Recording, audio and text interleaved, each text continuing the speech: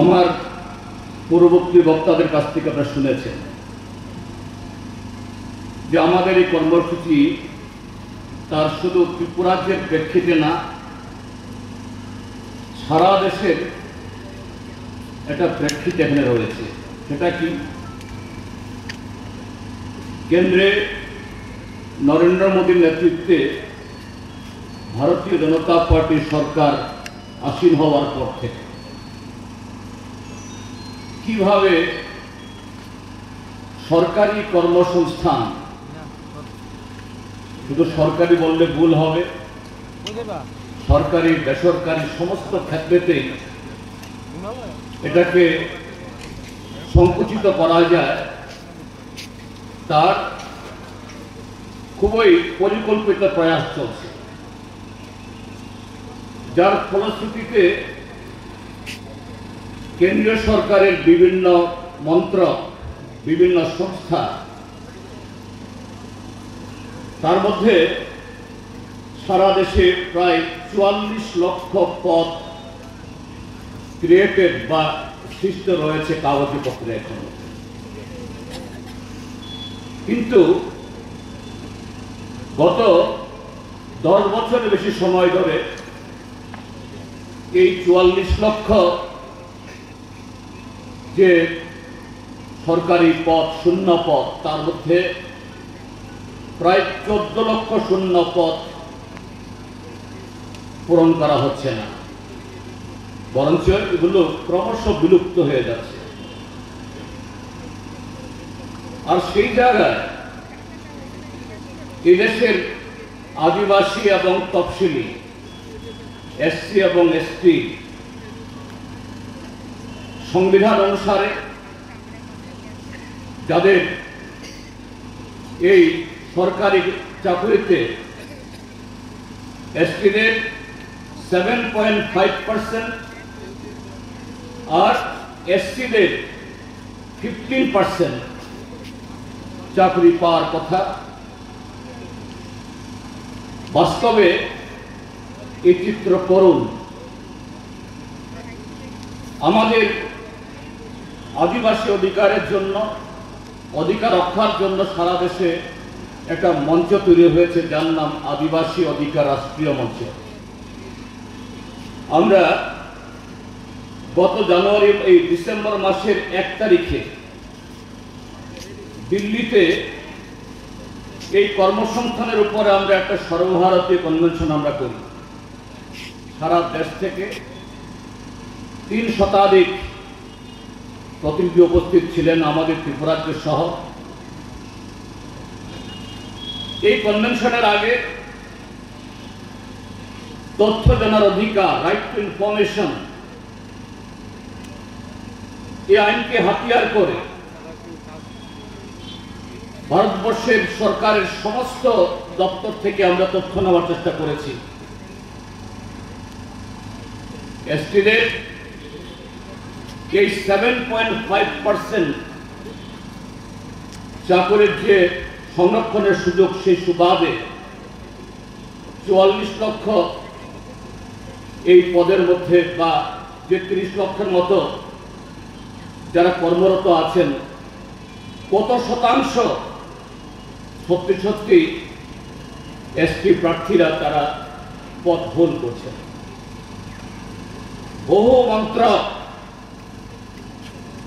Right two ইনফরমেশনে বারে বারে notice দেওয়া সত্ত্বেও বহু মন্ত্রক থেকে কোনো উত্তর পাওয়া যায়নি।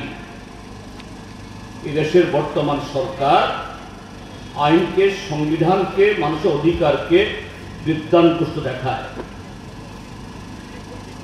যে কটা দপ্তর উত্তর দিয়েছে, সেখান থেকে যে তথ্য পাওয়া গেছে 7.5% যেখানে প্রাপ্য, তার মধ্যে এসপিদের জায়গা আছে মাত্র, অর্থাৎ তারা কর্মরত আছে মাত্র 3.2%। 4%-এর বেশি তাদের ন্যায্য প্রাপ্য, তাদের পাওনা ভারতবর্ষের কেন্দ্রীয় সরকার তারা দিচ্ছে না। এই যে চিত্র, তার যে করুণ অবস্থায় এখানে সীমাবদ্ধ না, ভারতবর্ষের এসটিদের 2011 ইংরাজির যে আদমশুমারি সেন্সাস অনুযায়ী তার শতাংশগত 8.6%। 8.6% কিন্তু দেয়নি, 7.5%, আর তার মধ্যে আছে 3.2% কর্মরত। এখানে গণমুক্তি পরিষদের সভাপতি বলেছেন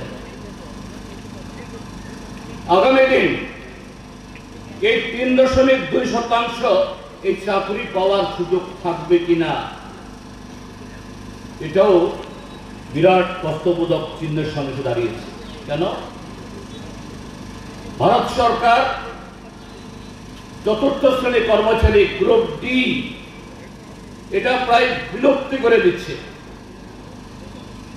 আর ভারত সরকারের বিভিন্ন দপ্তরে যে কজনে চাকরি করেন তারা সবই গ্রুপ ডি, বেশিরভাগ group A, group B, class 1, class 2 gazetted এগুলোতে প্রায় নেই বললে চলে। কাজে তার বিরুদ্ধে আদিবাসী অধিকার রাষ্ট্র মঞ্চ আমরা সিদ্ধান্ত নিয়েছি সারা দেশে রাজভবনগুলোর সামনে আমরা ধর্ণা দেব। কেন রাজভবনের সামনে আমাদের ধর্ণা দেওয়ার সিদ্ধান্ত? এখানেও আরেকটা প্রশ্ন রয়েছে। সাধারণত আমাদের রাজ্যেও জনগণের বিভিন্ন দাবি দাওয়া নিয়ে আমরা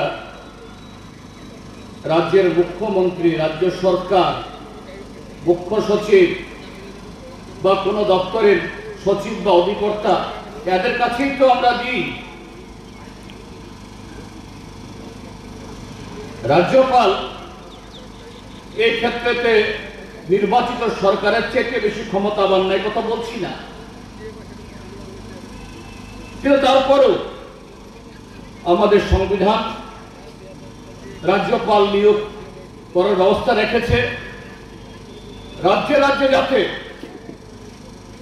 জনগণের সাংবিধানিক অধিকার এটা সুরক্ষিত থাকে। তিনি রাজ্যপাল নিরপেক্ষ কথা তো বলবো না, তারপরেও তিনি দলমতের ঊর্ধ্বে উঠে এই সমস্ত ক্ষেত্রে যাতে আরেকটু প্রশস্তভাবে, উদারভাবে কাজ করতে পারেন। সাধারণ মানুষ এই রাজ্যের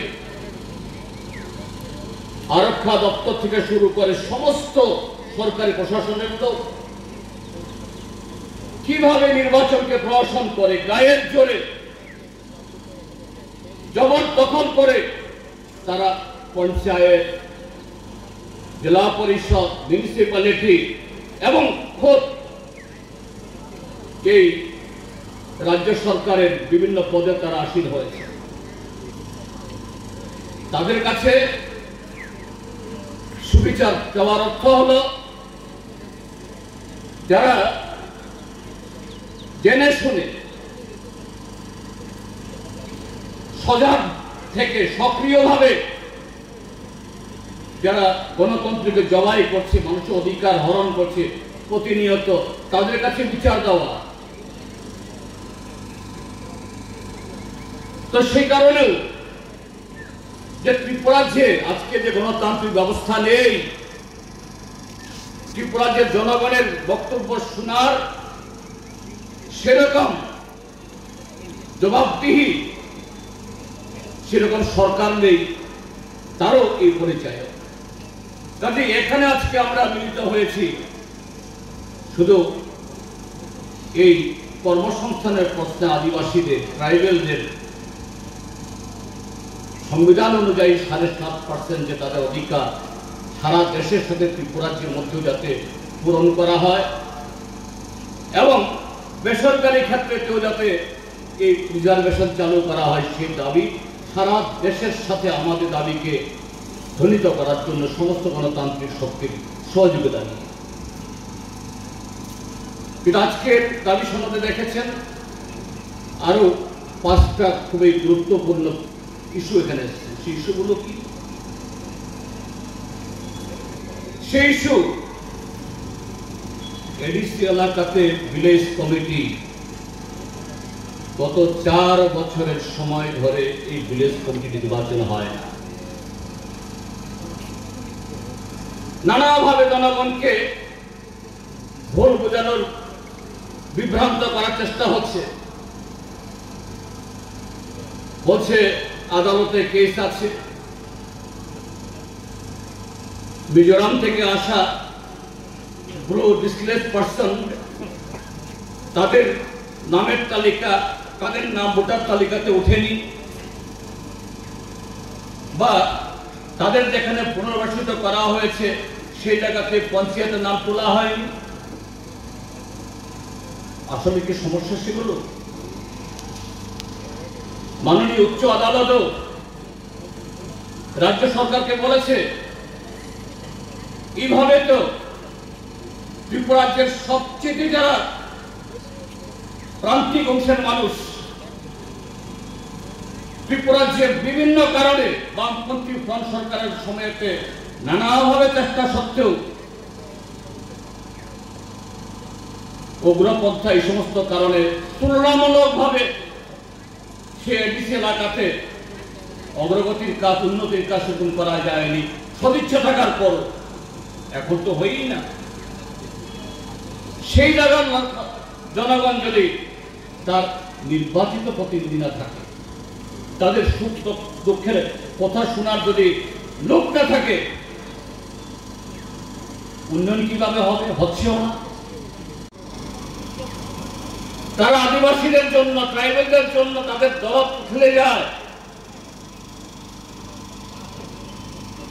ত্রিপুরার আদিবাসীদের তরফ থেকে যে দাবিগুলো উত্থাপিত হয়, সমস্ত দাবি তারা না চাইতেই পূরণ করে দেবে। শুধু বছরে 50,000 চাকরি, 5 বছরে 7 লাখ চাকরি, ইন্টারভিউর প্রক্রিয়া বাদ দিয়েও বিস্ফোরে চাকরি, সেগুলো না। এ রাজ্যে এডিসির হাতে অধিক ক্ষমতা দেবেন। এ রাজ্যের শিক্ষক কর্মচারী, তাদের জন্য বেতন 2 গুণ 2.5 গুণ হবে, কেন্দ্রীয় সরকারের সমান হবে। এ রাজ্যের যে 19 দফা আদিবাসী আছে, তাদের প্রত্যেকের ভাষা, সংস্কৃতি তার মর্যাদা দেওয়া হবে, স্বীকৃতি দেওয়া হবে।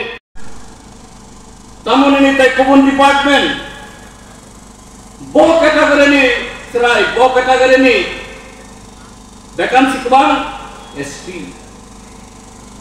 angkha khalai mani sungkha khalai mani ontoto Tripura mothani MLA ro dosai sanathum he abo tamani logi ungia khainani om kebo kuru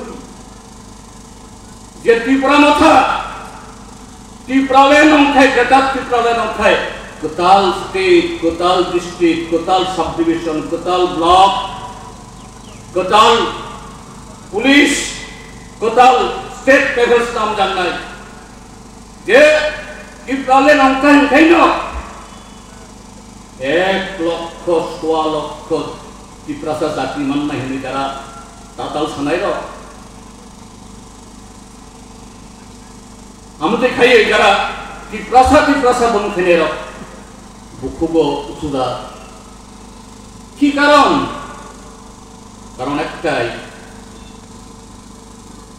এই ত্রিপুরা মথা আসলে ত্রিপুরা ছাদের স্বার্থ, ট্রাইবেলদের স্বার্থ, রাজ্যের স্বার্থ কোনোটাই তাদের আসল উদ্দেশ্য নয়। একটি উদ্দেশ্য ত্রিপুরা আবেগে ভোট ভাগ করে ত্রিপুরা রাজ্যের বামপন্থীদের তাদের দুর্বল করে ভারতীয় জনতা পার্টিকে ক্ষমতায় আসার সুযোগ করে দিয়ে কিভাবে ব্যক্তিগত লালসা চরিতার্থ করা যায়। আজকে আমরা দেখছি এখান থেকে নতুন এমএলএ হোস্টেল খুব দূরে না। টিপরামথার 13 জন এমএলএ, তার মধ্যে একজন মন্ত্রী আর একজন আধা মন্ত্রী, আরো 11 জন এমএলএ। গিয়ে দেখুন, যদি কেউ আমার কথা বিশ্বাস না করেন, এখনো যান, 11 জন এমএলএ হোস্টেল চত্বরে প্রায় তার দ্বিগুণ গাড়ি। বছর 2023 নির্বাচনের পর না, টিপরামথা বা অন্য কোনো দলের এমএলএরা তারা গাড়ি চড়বেন না, ঘোড়া চড়বেন না, বাড়িঘর করবেন না, এ কথা বলছি না। কিন্তু ত্রিপুরাজ্যের মধ্যে আম জনতার উন্নয়ন হলো না, এডিসি এলাকার উন্নয়ন হলো না। ওই 2020 ইংরাজি এনলেফটের বন্দুকের নলের সাহায্যে তখনকার একটা এই টিপরামথাদেরই তাদের পূর্বসূরি আইপিএফটি তারা ক্ষমতা দখল করেছিল। মানুষ বলতে শুরু করেছিল এডিসির হেডকোয়ার্টার খুমলুং মানে ফুলের উদ্যান, ফুলের বাগান। এটা ফুলের উদ্যান নেই, আর এটা সীমালুং শ্মশান ভূমি। এটা শুধু খুমলুং না, সারা ত্রিপুরাজ্যের মধ্যে সেই 1988 থেকে 92 ইংরাজিতে তখনও টিউদেশ কিভাবে ক্ষমতা দখল করেছিল। সারা ত্রিপুরাজ্য বন্যা আলোর গর্তে রূপান্তর হয়ে গেছিল। সে খুমলুং গিয়ে দেখো, দামি দামি গাড়ি। শুধু এডিসি মেম্বার তারা নন, এক্সিকিউটিভ মেম্বার বা মেম্বার তারা নন। এডিসি ভিলেজ কমিটি নির্বাচন হয় না, এটা নিয়ে মাথা ব্যথা নেই, এটা নিয়ে লড়াই নেই, এটা নিয়ে দিল্লি অভিযান নেই, এটা নিয়ে রাজ্যপালের ভবন অভিযান হয় না, এটা নিয়ে রাস্তা রোধ করে না। কিন্তু টাকা নেই, পয়সা নেই, কাজ নেই, কর্ম নেই, নতুন নতুন zonal office, sub zonal office, আর এই জোনালে সাব জোনালে chairman, vice chairman, deputy chairman, assistant chairman, ভাতা কত 12,000, 10,000। তাদেরও আবার বড় বড় সাইনবোর্ড লাগানো গাড়ি। জনগণের উন্নয়ন এইভাবে টিপরামথা শুধু ট্রাইবেলদের সর্বনাশ করছে না। এই ভারতীয় জনতা পার্টি, যাদের সাম্প্রদায়িক রাজনীতি, জনবিরোধী রাজনীতি, এই দেশের সংবিধানকে দুর্বল করছে, এই দেশের মেহনতি অংশের মানুষ, খেটে খাওয়া অংশের মানুষ, তাদের সমস্ত স্বপ্নকে চুরমার করে দিচ্ছে। আজকে তাদের অন্যতম সহযোগী। মাঝে মধ্যে এমন কতগুলো ইস্যু নিয়ে তারা লড়াই করে। কদিন আগেও পুরনো গভর্নর হাউস, পুষ্পবন্ত প্রাসাদ, এটাকে হোটেলে পরিণত করা হবে, আমরা বিরোধিতা করছি। আমাদের বিরোধিতার উদ্দেশ্য তাদের উদ্দেশ্য এক নয়। আমরা কেন বিরোধিতা করি? বামপন্থী কোন সরকারের সময়ই তো এই যে পোলো টাওয়ার, সরকারি জমি, এবং তাদেরকে সেরকম শর্তে এখানে কাজ তারা হোটেল তৈরি করার জন্য এসছে, এখন মাথা তুলে দাঁড়িয়েছে। গত 6 বছরে ত্রিপুরাজ্যের আহামরি কি বিকাশ হয়েছে? এই ত্রিপুরাজ্যে বামপন্থী কোন সরকারের সময়তে এই যে বুজ্জম নগর গ্রোথ সেন্টার গড়ে তোলে, তখনকার সময়তে রাবার ভিত্তিক রাবার পার্ক সারা দেশের মধ্যে দ্বিতীয়, ব্যাম্বু পার্ক সারা দেশের মধ্যে আর কোথাও নেই। এরকম আরো বহু উদ্যোগ তৈরি করা হয়েছে। গিয়ে দেখুন বুজ্জম নগর অবস্থা কি। মাফিয়াদের দৌরত্ব,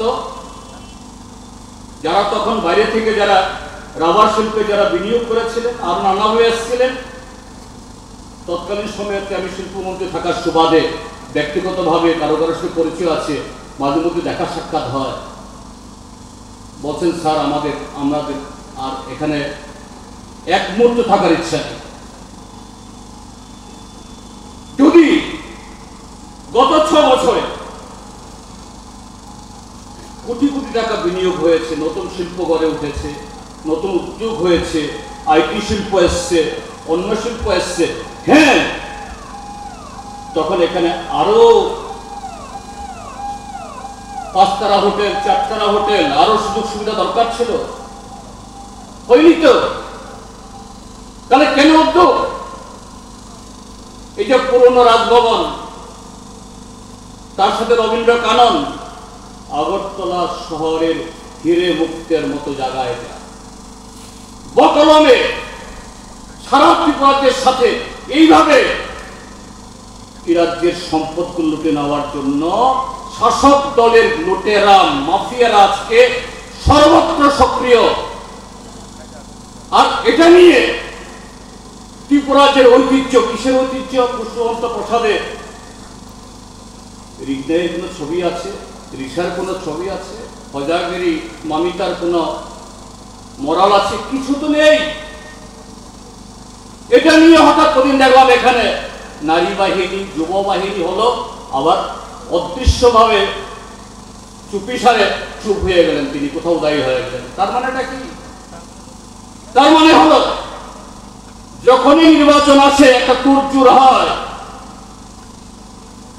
বিজেপির পয়সাতেই ট্রেন রিজার্ভ করে আগরতলা থেকে দিল্লি অব্দি আপ ডাউন গোটা ট্রেন ভাড়া করে কত লক্ষ লক্ষ টাকা লাগে।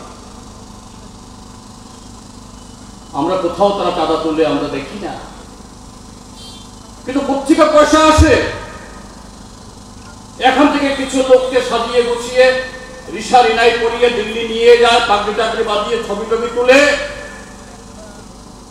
হাসি হাসি মুখে কিছু ফটো তোলা হয়, এই দেখো আমি তোমাদের জন্য কি করছি।